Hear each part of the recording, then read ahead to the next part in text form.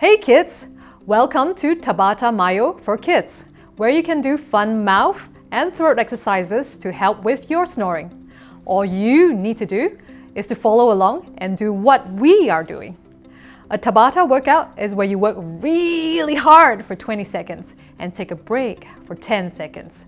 We do that for 8 times, up to 4 minutes. Are you ready? Let's do this. Here we go. In 3, 2, 1.